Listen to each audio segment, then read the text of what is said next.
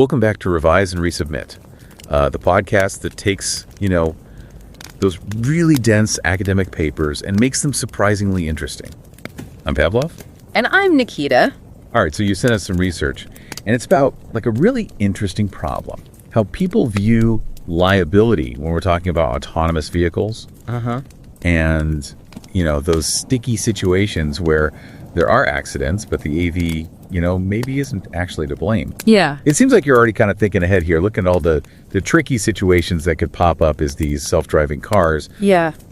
They're getting more common, right? Yeah, definitely. It's definitely in an area that needs, we need to look into it more. For sure. This research, what it does is it kind of digs into how the public, like how people, their perceptions can actually create kind of like a hidden danger for these AVs. Oh, okay. Especially when it comes to like how people assign blame, even in those like, those no-fault scenarios. Okay, so get down to it. Like, what did the researchers actually find? Yeah.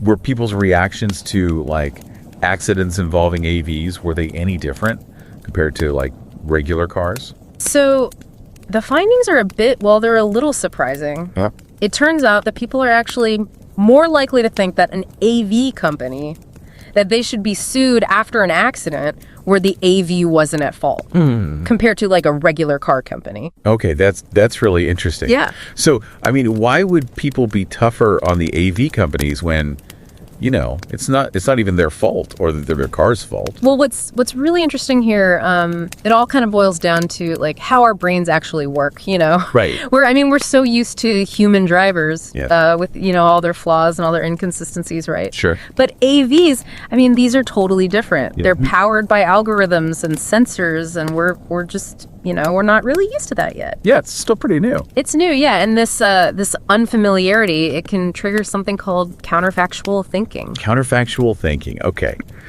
I feel like I've heard that term before, but Yeah. could you maybe remind me what it actually means? Yeah, so it's basically like it's that what if thinking that pops up after something happens, especially if it's something unexpected or negative. Right. So like thinking back to like AV accidents, people start thinking, well, what if the AV had reacted differently? Even if there was literally no way to avoid the accident, Yeah. people still kind of get stuck on what the AV, what it could have done. Right. So we're almost like we're hardwired to find fault with the AV. Yeah. Even when it's like logically it did everything right. Exactly. Yeah, it's like a subconscious bias. Yeah. And that can have, real world consequences for how we develop this technology and how quickly it's adopted. I'm starting to see why this is like such a crucial thing to kind of explore. Yeah. But if this bias is so deeply ingrained, like is there any way to like overcome it? Can we do anything to kind of shift how the public thinks about this? So interestingly, they actually tested something in this research that seemed to make a difference. Okay. It turns out that emphasizing the fault of the human driver, so not the AV, Right.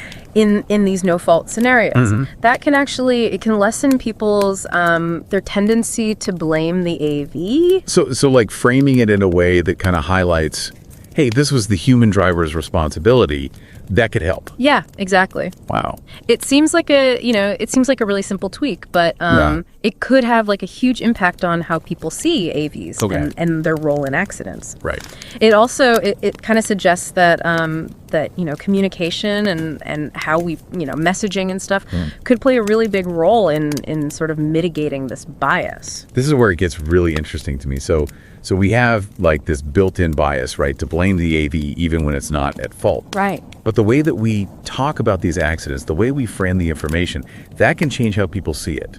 Yeah, and it also brings up like how important it is to build trust in AV technology from the very beginning. Yeah. Like the research found that people who already don't trust AVs. Okay. They're even more likely to engage in this counterfactual thinking. Oh, so if you're already kind of, iffy about the technology, Yeah. you're more likely to assume it messed up somehow. Exactly. Yeah. Okay, so establishing trust is key. It's really important. Okay. And that means, being transparent about how these things work, Yeah. emphasizing the safety features and really addressing, people's concerns directly. I feel like the stakes are pretty high here. Yeah. We're not just talking about, some theory or something, Yeah. this bias could have like real world consequences for the future of AVs, right? Absolutely, yeah. Think about the cost of actually developing this technology, the insurance premiums, even how quickly people adopt it, you know? If people are constantly blaming AVs for accidents unfairly, it just creates this massive like hurdle for everybody involved. Yeah, it's like a roadblock. Yeah, exactly. Wow. Okay, this is revealing a lot more than I initially expected. Yeah. We have like this really fascinating kind of like interplay of human psychology and this cutting edge technology and the law, you know. Yeah. It's all coming together in a way that I really didn't expect, and I think like it could really shape the future of how we get around. Yeah, and the research that we're talking about, Yeah. it just scratches the surface. Oh, wow. There's so much more, we need to dig deeper. Well, that's a great segue. Yeah.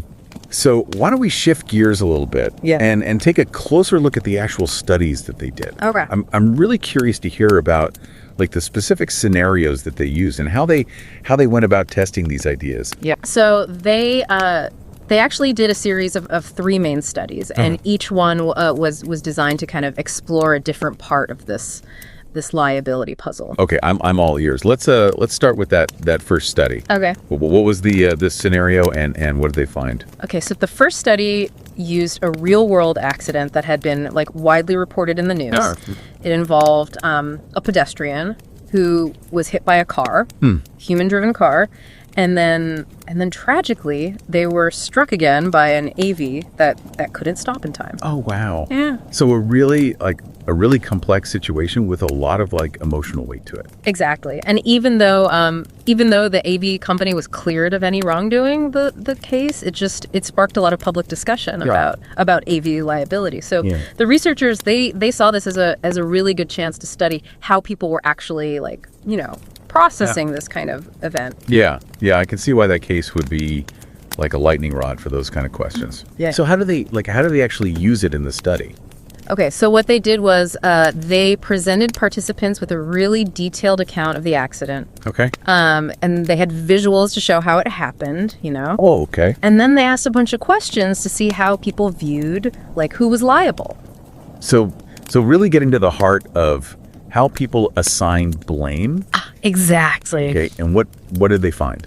The results were they were pretty much what they expected. Okay. Even though the AV, it wasn't at fault.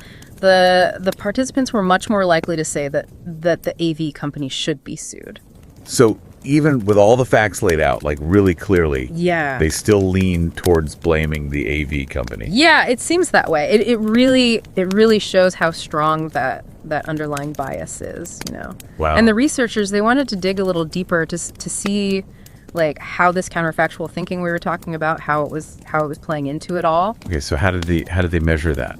They asked the participants how relevant they thought it was to consider what the AV could have done differently to avoid the accident, And as you might expect, the participants in the group that were, thinking about the AV, they were much more likely to say that those what ifs, they were really important. So even though it wasn't the AV's fault, they were still kind of fixated on these hypothetical scenarios. Yeah, those counterfactuals, they're really powerful, and they had a direct impact, like in the study, on how people assign blame. Those who really focused on what the AV could have done differently, they were far more likely to say that the AV company should be held responsible. It's like our brains just like latch onto those what ifs. Yeah. Even when they don't like reflect what actually happened. Exactly. Yeah. Okay, this is all really like, this is fascinating, but it feels a bit like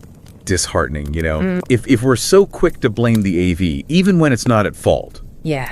I mean, doesn't that almost make it impossible for these things to become like widely used? It's definitely a challenge, but the researchers, they didn't stop there. The second and third studies, they kind of build on these initial findings and they start to look at ways to kind of reduce this bias. Okay, that's a bit more encouraging. Yeah.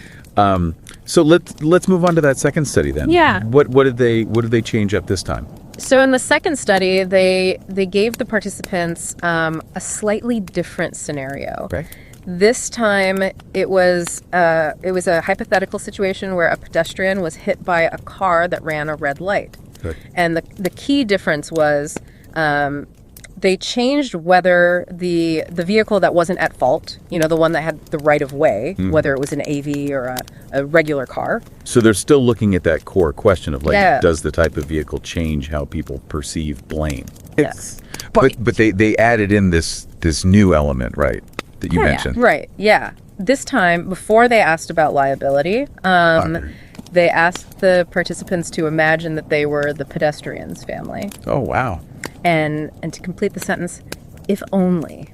Okay, that's really interesting. Yeah. It's almost like putting people in the mindset of those who are like directly affected by the accident. Yeah, exactly. So what kind of responses did they get? The responses were pretty revealing. Okay. The people who had the AV scenario, they were much more likely to finish that sentence with something about what the AV could have done differently. Like, give me an example. Sure, yeah. Things like, if only the AV had braked sooner, or if only it had swerved to avoid the pedestrian. Right. Even though, like in the scenario, it was the human driver who was clearly in the wrong. Exactly, yeah. Okay, so even in like a made-up situation, that counterfactual thinking still popped up around the AV. Yeah.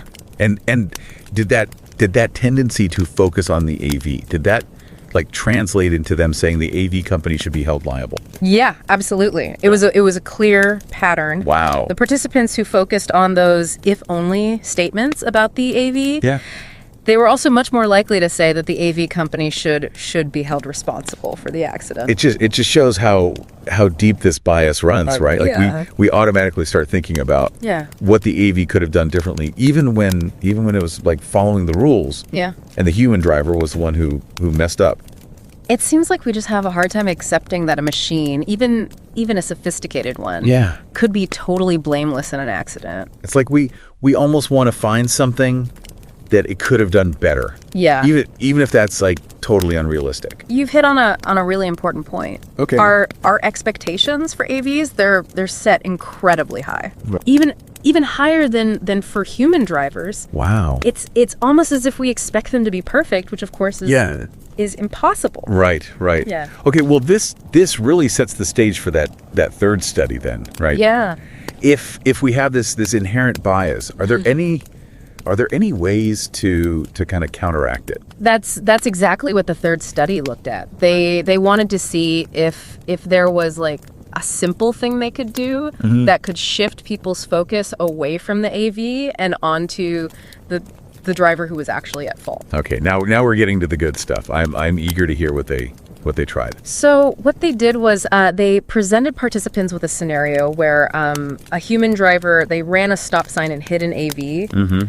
But they added something. In one group, they just presented the basic facts of the accident. Okay. But in the other group, they really made a point of saying like, the human driver was being reckless. Yeah. They were speeding and they just completely ignored the stop sign.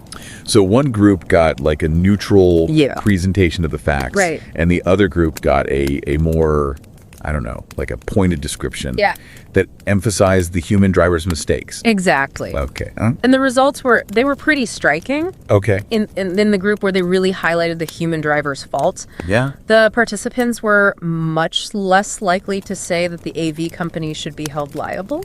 So it seems like simply like putting the emphasis on the human error instead of just, stating the facts in a really neutral way, that actually had a real impact on how people saw the situation. Yeah. It was a really simple intervention, but it seemed to really work at shifting the blame away from the AV and onto the driver who was actually responsible. That's a really encouraging finding because it suggests that how we talk about these accidents, how we frame the information, that could be key to overcoming this bias. Yeah, it really shows the power of communication, Right. If we can shift the focus away from, those what ifs about what the AV could have done. Yeah. And instead really emphasize the human actions that actually caused the accident. Yeah. We might be able to, level the playing field a bit. Yeah.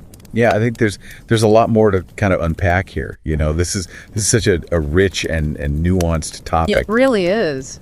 And these three studies just provide like a really fascinating glimpse into how our minds work. Yeah. And the really unexpected challenges that can come up when we're introducing these new technologies like AVs into the mix, right? Exactly. Yeah.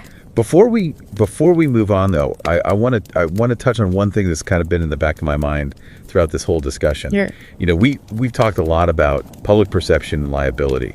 But what about the actual legal framework around AVs? Right. Like, is it even equipped to handle these kinds of complex situations? That's a great question. Yeah. And it's something that the research also touches on. Okay, well, it seems like this would be a good place to take a pause and give you a chance to kind of process all this. Yeah. We'll pick up right here when we return. Okay. Exploring how our legal system is grappling with the rise of autonomous vehicles. Sounds good. So we were talking about how our legal system is kind of adapting to the rise of AVs.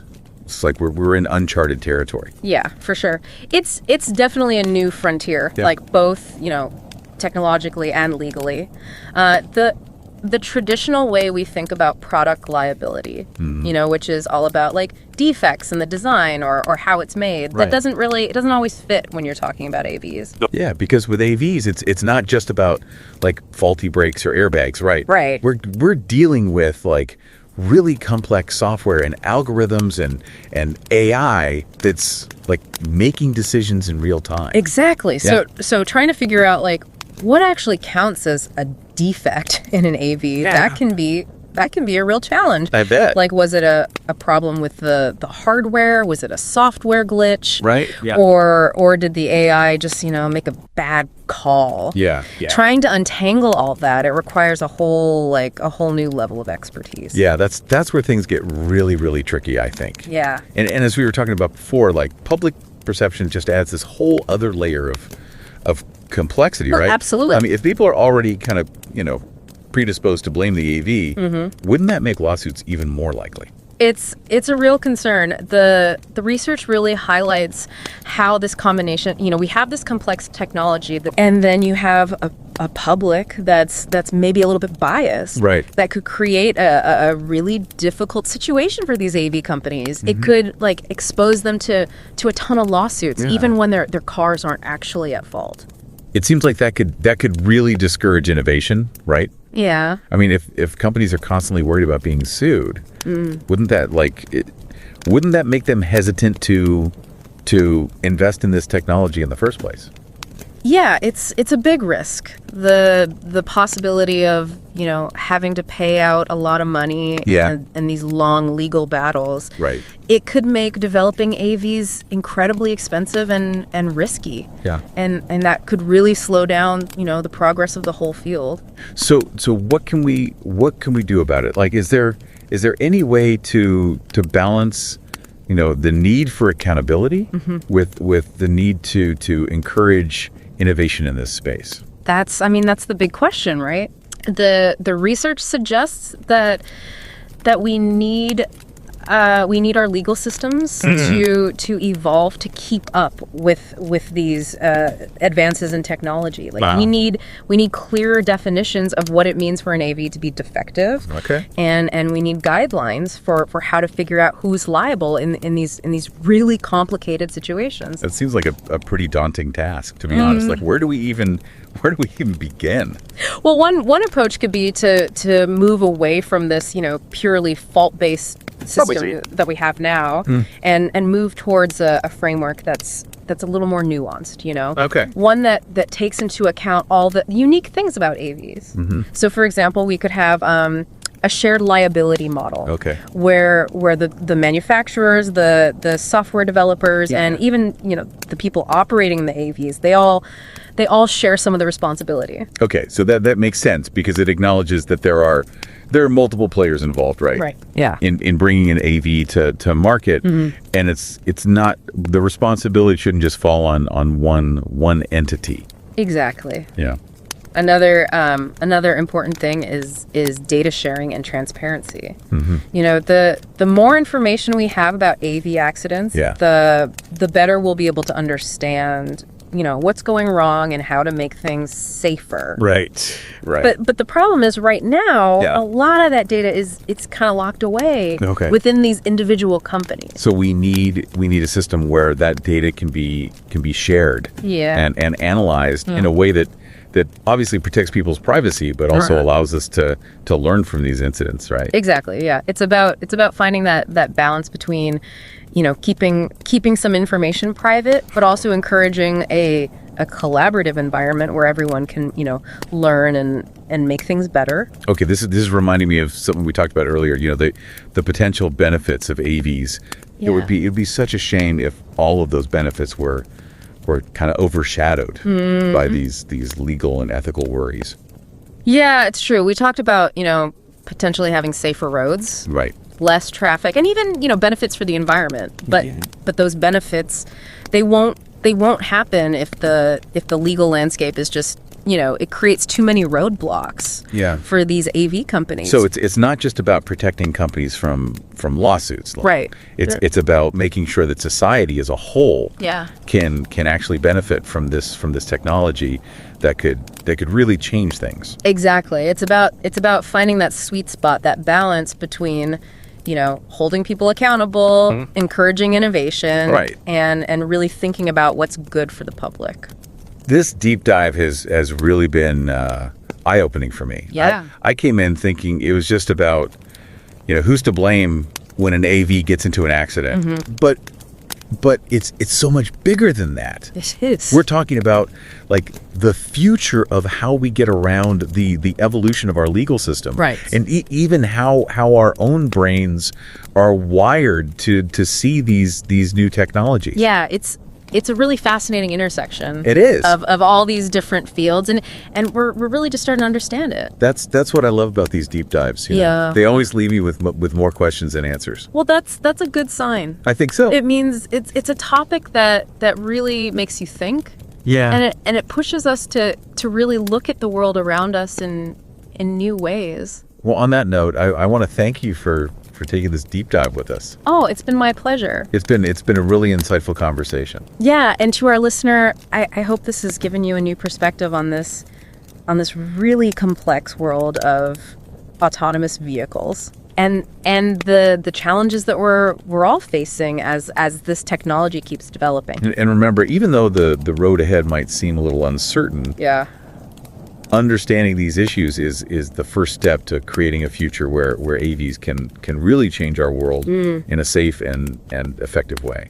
Thanks for joining us. So we were talking about how our legal system is kind of adapting to the rise of AVs. Like, we're in uncharted territory here. Yeah, it's a new frontier, both technologically and legally. Yeah. The traditional framework of product liability, you know, which focuses on defects in design or manufacturing, it doesn't always fit neatly when you're dealing with AVs. Because with AVs, it's not just about like faulty brakes or airbags. We're dealing with complex software, algorithms, artificial intelligence, making decisions in real time. Exactly. So determining what constitutes a defect in an AV, that can be a real challenge. Was it a hardware malfunction, a software glitch, or an error in the AI's judgment? Untangling those threads requires a whole new level of expertise, right? And that's where things start to get really tricky. And as we've been discussing, public perception adds another layer of complexity. If people are already predisposed to blame the AV, wouldn't that make lawsuits even more likely? It's a valid concern. The research highlights how this combination, complex technology plus a somewhat biased public, it could create a perfect storm for AV companies, exposing them to a wave of litigation, even when their vehicles aren't truly at fault. It seems like this could create a real chilling effect on innovation. If companies are constantly worried about lawsuits, wouldn't that discourage them from investing in this technology? It's a real risk, yeah. The potential for large payouts, lengthy legal battles, it could make AV development incredibly costly and risky, potentially slowing down the progress of the entire field. So what can be done? Is there any way to balance the need for accountability with the need to foster innovation in this space? That's the million-dollar question. The research suggests that legal frameworks, they need to evolve to keep pace with these technological advancements. We need clearer definitions of what constitutes a defect in an AV, as well as guidelines for how to assess liability in these complex scenarios. It seems like a pretty daunting task. Where do we even begin? One approach could be to kind of move away from a purely fault-based system and towards a more nuanced framework that takes into account the unique characteristics of AVs. This might involve a shared liability model where manufacturers, software developers, and even operators all bear some responsibility. So that makes sense. It recognizes that there are multiple players involved in bringing an AV to market, and that responsibility shouldn't fall solely on one entity. Right. Another important aspect is data sharing and transparency. The more data we have about AV accidents, the better we can understand what's going wrong and how to improve safety. But right now, a lot of that data is siloed within individual companies. So we need a system where data can be shared and analyzed in a way that protects privacy, but also allows us to learn from these incidents. Exactly. It's about finding that balance between protecting proprietary information and fostering a collaborative environment where everyone can learn and improve. This reminds me of something we touched on earlier, the potential benefits of AVs. It would be a shame if those benefits were overshadowed by these legal and ethical concerns. It's true. We talked about the potential for safer roads, reduced congestion, and even environmental benefits. But those benefits won't materialize if the legal landscape creates too many barriers to entry for AV companies. So it's not just about protecting companies from lawsuits. It's about ensuring that society as a whole can reap the benefits of this potentially transformative technology. Precisely. It's about striking that delicate balance between accountability, innovation, and the public good. This deep dive has really opened my eyes to the complexities of this issue. I went in thinking it was just about who's to blame when an AV gets into an accident.